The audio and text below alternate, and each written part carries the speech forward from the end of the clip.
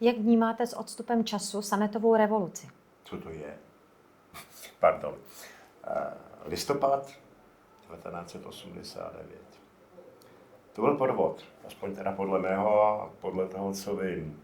Byl to podvod na studenty, což mě mrzí nejvíc, protože studenti vždycky se vším hejbali. Vemte si Jana Opleta a jiné situace. Prostě to byl domluvený podvod, který se začal domluvat tak někdy kolem roku 1986, kdy ti skalní komunisté i ti reformní komunisté cítili, že už je situace neudržitelná a oni potřebovali záminku.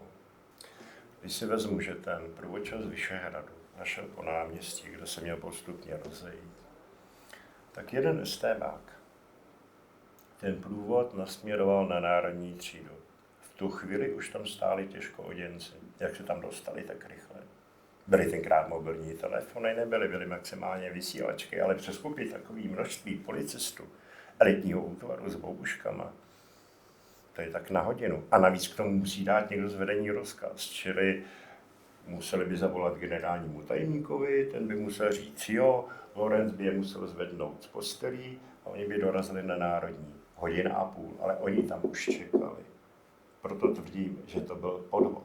Prostě nahnali tam studenty, aby je zmlátili, aby měli de facto studenti a národ důvod k tomu masivně protestovat.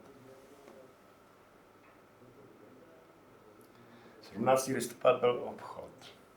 Byl to obchod s tím, že komunisté předají politickou moc a zůstane jim hospodářská. Když se rozhlédneme kolem sebe, tak vidíme, že to funguje. Jenže já mám poslední dobou pocit, že jim zůstala i ta moc politická. Oni se sice zaházeli knížky, ale spolupracují. Já jsem někdy v 91. roce ve federálním shromáždění řekl, že to, že se zrušila státní bezpečnost, neznamená, že přestane fungovat. Já tvrdím, že funguje. Oni už to nejsou agenti StB, ale byly tady nějaká organizovaná struktura, která fungovala. Akorát ji dneska neřídí vnitro, ale řídí ji kmotři. Ti to ovládají. Ti rozhodují. Když si vzpomenu, tak někdy v létě 1989 ministr Lorenc začal skartaci svazku. V listopadu se ty svazky pálily. Proč je začal půl roku před listopadem skartovat Lorenc a proč se v listopadu 89 pálily? Určitě částečně proto, aby se zničili, ale já jsem přesvědčený, že to bylo i z důvodu, aby se vytvořilo zdání, že se prostě spálili, že nejsou.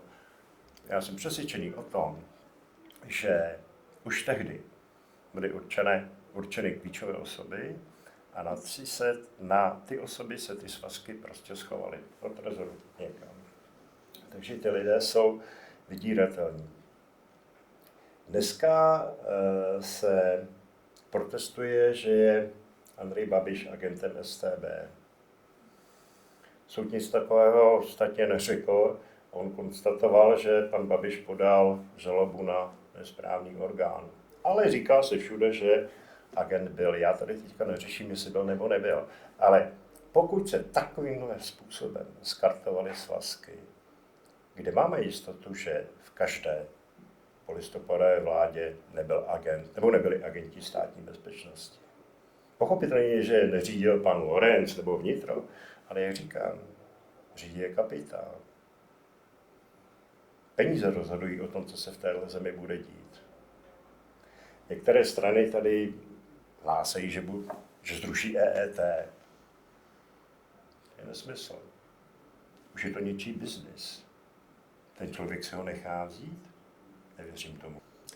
V roce 1986 se vypravili zástupci Charty, o které dneska víme, že byla prolezlá estebáky, do Milovic, kde se dělo velení tzv. Spojeneckých vojsk, která nás okupovala. A první, co bylo s podivem, že generálové přijali a jednali s nimi. A tématem bylo to, co se stane, pokud by československé ozbrojené složky zasáhly proti demonstrantům. Dotaz zněl, co udělá tehdejší Rudá armáda a zbytek. A zástupci Charty byli ujištěni, že pokud by se něco takového stalo, takže se armáda spojeneckých vojsk postaví na stranu demonstrantů. Proto netekla krev. Opakuji, tohle všechno bylo 4 roky připravované. Dneska jsou nejbohatší bývalí svazáci, bývalí komunisté.